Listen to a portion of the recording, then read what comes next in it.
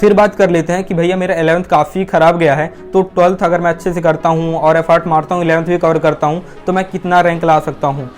हम जब 10th से 11th के लिए मूव करते हैं तो प्रॉपर गाइडेंस ना मिलने की वजह से, उतना सीरियस ना होने की वजह से कभी कभी काफ़ी सारी मिस्टेक्स हो जाती हैं एंड उसकी वजह से 11th काफ़ी हद तक वीक रह जाता है एंड काफ़ी लोगों का तो वो कंप्लीटली वेस्ट हो जाता है। एंड फिर आपके माइंड में काफ़ी सारे क्वेश्चंस आने लगते हैं, डाउट क्रिएट होते हैं, लाइक जिसमें से मैंने कुछ लिख रखे हैं, इज स्टिल पॉसिबल, क्या अभी भी हो सकता है, 11th खराब हो गई, क्या अभी पॉसिबल है। तो इन सभी क्वेश्चंस का मैं इस वीडियो पर आंसर दे रहूँगा। ठीक है, अगर पॉसिबल भी है तो मैं कितनी रैंक तक अचीव कर सकता हूँ। उसके बाद 12th without 11th, like how it is possible, क्योंकि काफ़ी लोगों का कहना क्या होता है कि 12th में 11th के कॉन्सेप्ट यूज होते हैं, तो हम 12th कैसे स्टार्ट कर दें। ठीक है, 12th स्टार्ट कर दिया बट 11th भी तो कवर करना है, तो उसको हम कब कवर कर रहे होंगे। एंड सिमिलर टाइप के और क्वेश्चंस होते हैं जिनके आंसर आप फाइंड करते करते और अपना टाइम कहीं ना कहीं किल कर रहे होते हैं। सो इस वीडियो पर मैं आपको कंप्लीट रोड मैप बता रहा हूँ कि यदि आपका 11th अच्छा नहीं गया या कि काफ़ी खराब गया है, फिर भी आप अपना ड्रीम रैंक कैसे अचीव कर सकते हैं। So hello everyone, this is Vinay Kushwaha from IIT Bombay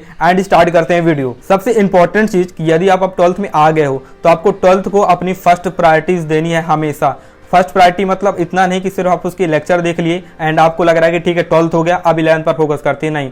12th पर आपके 3 पार्ट होंगे। पहले आप लेक्चर देखोगे, उसका पूरा प्रॉपर नोट्स बनाओगे। सेकंड, आप उसका रिवीजन कर रहे होगे, लाइक डेली बेसिस पर कुछ कुछ टाइम आप रिवीजन को लिए दे रहे होगे, वरना वो चीज़ें भूल जाती हैं, क्योंकि एज अ ह्यूमन बीइंग हम चीज़ें भूलते हैं, तो एक रिवीजन कर रहे होंगे। एंड उसके बाद क्वेश्चन प्रैक्टिस, जो भी आपकी कोचिंग में चैप्टर्स चल रहे हैं उनके क्वेश्चन प्रैक्टिस या टीचर अगर दे रहे हैं आपको एज अ होमवर्क तो उसको करना है। अदरवाइज आपको खुद अपने से क्वेश्चन चूज करके कंप्लीट करने हैं। विदाउट क्वेश्चन प्रैक्टिस वो कॉन्फिडेंस और कमांड नहीं आता चैप्टर में। सो यदि आप ये तीनों पार्ट तीनों सब्जेक्ट के लिए आप कर लेते हैं तभी आपको 11th के लिए जाना। फिर यहाँ पर एक डाउट आएगा कि यार भैया अब 11th कंप्लीट ही नहीं है तो मैं 12th कैसे कर लूँगा।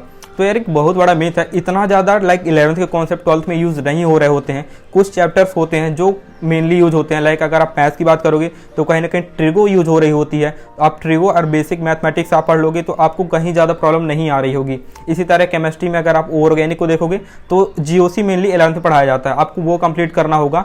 एंड नॉर्मली इंडिपेंडेंट ही होती है, OC को आपको थोड़ा सा करना पड़ेगा। तो यदि आप 4 से 5 चैप्टर 11th को कर लेते हैं सबसे पहले तो आपको 12th में इतनी प्रॉब्लम नहीं आ रही होगी, थोड़ी आ रही होगी बट क्योंकि मिस्टेक हुई है तो आप अपन मैनेज कर सकते हैं। ऐसा नहीं है कि यदि आपका 11th मिस हो गया तो आप 12th नहीं कर सकते हो। कुछ ही कॉन्सेप्ट 11th के 12th में यूज हो रहे हो, तो यदि आप प्रॉपर चलते हैं, लाइक किसी से गाइडेंस लेते हैं कि कौन कौन से मुझे पहले चैप्टर्स करने चाहिए, तो आपको प्रॉब्लम नहीं आ रही होगी। आप थोड़ा बहुत अगर 11th को पढ़ लेंगे तो आपको 12th में कोई प्रॉब्लम नहीं आएगी, आप 12th के चैप्टर्स आराम से कवर कर सकते हैं।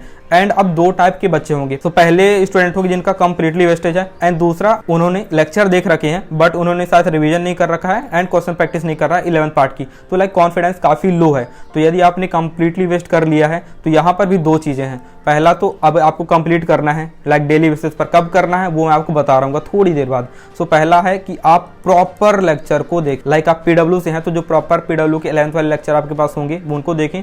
एंड दूसरा है कि आप 1 शॉट के थ्रू कंप्लीट कर लें। तो ये आपको फाइंड करना पड़ेगा। यदि आप काफ़ी पढ़ने वाले बच्चे हो, लाइक अगर आप 12 घंटे 14 घंटे पढ़ने के लिए तैयार हो तो आप इन पर जा सकते हो। ऑफकोर्स इनको कंप्लीट करने का थोड़ा सा बेटर प्रॉफिट मिल रहा होगा, आप ज़्यादा डीप पर जा रहे होंगे। बट यदि आपको लगता है एज आपका 11th खराब गया है तो हो सकता है आप उतने सिंसियर स्टूडेंट ना हो कि आप दोनों चीज़ को आप मैनेज कर पाएँ, तो आप 1 शॉट भी देख सकते हैं। चीज़ें खराब हो गई हैं बट अभी भी आप मैनेज कर सकते हैं। 1 शॉट देखने के बाद अच्छे से यदि आप उनके भी नोट्स बना लेते हैं एंड क्वेश्चन प्रैक्टिस रिवीजन करते हैं तो चीज़ें काफ़ी हद तक सही हो जाएंगी। करना ये चाहिए, बट अभी अगर आप उतने सिंसियर नहीं हैं, आप उतना एफर्ट नहीं मार पा रहे हैं, अभी आप सिर्फ 12th को कवर करने के लिए सेक्रीफाइस कर रहे हैं, तो आप प्रॉपर लेक्चर नहीं देख पाएंगे, क्योंकि लेक्चर जो प्रॉपर होते हैं उनका लेंथ बहुत बड़ा होता है, उनको टाइम लगता है देखने में। तो आप 1 शॉट के लिए जा सकते हैं। यदि आपका लो कॉन्फिडेंस है तब तो आपको ऐसे चैप्टर जो कम्प्लीटली ब्लैंक हो चुके हैं उनके आप एक बार लेक्चर या 1 शॉट देख लें। अदरवाइज आपको अपने नोट्स का रिवीजन करना है, देन उसके क्वेश्चन प्रैक्टिस करनी है।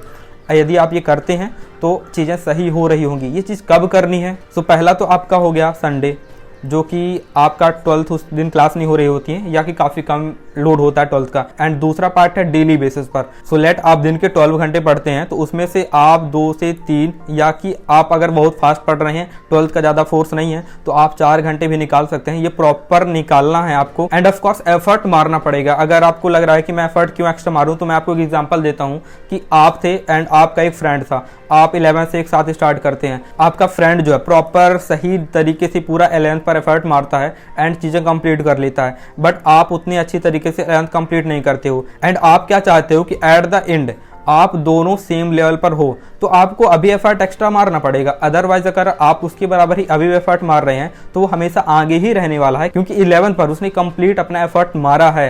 तो आपको मेहनत तो करनी पड़ेगी तभी कंप्लीट होगा। आप ये वीडियो देख रहे हो, आपको चीज़ें समझ में आ गई, फिर भी आपने इम्प्लीमेंट नहीं किया, फिर आप दूसरी वीडियो के लिए जा रहे हो कि कुछ शायद खास मिल जाए, तो ऐसा नहीं है यार। सिंपल सी चीज़ याद रख लो कि एफर्ट मारना ही पड़ेगा, विदाउट एफर्ट चीज़ें नहीं होंगी। बट कैसे मारना है मैं आपको बता रहा हूँ कि पहले आपको 12th प्रायोरिटी देनी है। चीज़ें कैसे कैसे हैं, आपको मेनली संडे को डेडिकेट करना है पूरा 11th का, यदि 12th का पार्ट नहीं है। एंड उसके बाद एक और पॉइंट है 11th विदाउट 12th, तो मैंने बता दिया है कि ये मिथ है, इतनी ज़रूरत भी नहीं होती है। ज़रूरत होती है, किसी ने 11th अच्छे से कर रखा है उसे बेनिफिट मिल रहा होगा, बट ऐसा नहीं है ना कि अब हमने 11th नहीं किया तो हम 12th छोड़ देंगे। तो इंपॉर्टेंट है बट इतना नहीं है। आप अगर हल्का सा ज़्यादा एफर्ट मारते हैं तो हो जाएगा। जब आपको फील हो कि यार ये कॉन्सेप्ट 11th में था और मुझे भी 12th में इसकी यूज है, तब उस टाइम आप उसको पढ़ लें, ज़्यादा टाइम नहीं लगता है। एग्जैक्टली 2-3 घंटे का आप कोई यूट्यूब वीडियो देख लें, उससे आपका वो एटलीस्ट 12th कवर करने लायक तो बनने लगेगा आपसे। एंड एट द एंड एक प्रो टिप जो कि काफ़ी इंपॉर्टेंट है कि आपको 11th के 3 चैप्टर नहीं लेने हैं। लाइक आपने भी एक फिजिक्स का ले लिया, एक मैथ्स का ले लिया, एक केमिस्ट्री का ले लिया, नहीं, आपको ये नहीं करना है। आपको एक टाइम पर एक चैप्टर ही उठाना है। लेट आपने फिजिक्स का इलेक्ट्रोस्टेट उठा लिया, अब आपको इसको पूरे लेक्चर देखने हैं या वन शॉट देखने हैं अपनी कंडीशन के अकॉर्डिंग।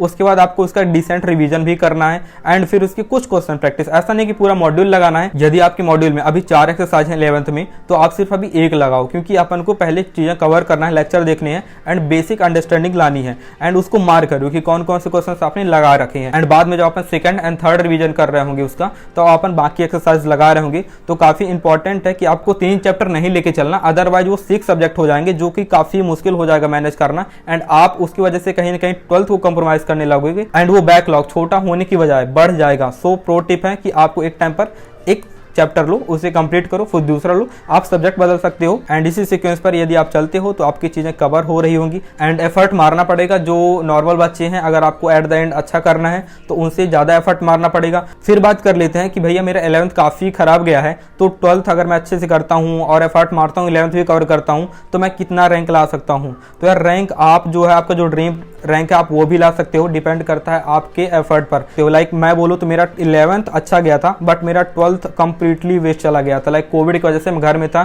सिर्फ लेक्चर देखा था, लेक्चर भी काफ़ी ज़्यादा मेरे बैकलॉग हो गए थे, बट फिर मेरे पास टाइम मिला, मैंने काफ़ी अच्छा एफर्ट मारा एंड मेरी एक डिसेंट रैंक आई एंड मैं उससे सेटिस्फाइड हूँ। शायद मैंने इतना ही एफर्ट मारा था कि मेरी इतनी ही रैंक आए। सो एक चीज़ क्लियर है कि आप काफ़ी अच्छी रैंक ला सकते हैं। एंड एट द एंड काफ़ी इंपॉर्टेंट एंड प्रैक्टिकल पॉइंट, यदि आपका 11th इसलिए ख़राब हुआ है कि आपको चीज़ें पता नहीं थी, आप उस टाइम पर मैनेज नहीं कर पाए हैं, अब आप मैनेज कर पाओगे तो अच्छी बात है। आप 12th स्टार्ट करो एंड जो मैंने बताया उसे फॉलो करो।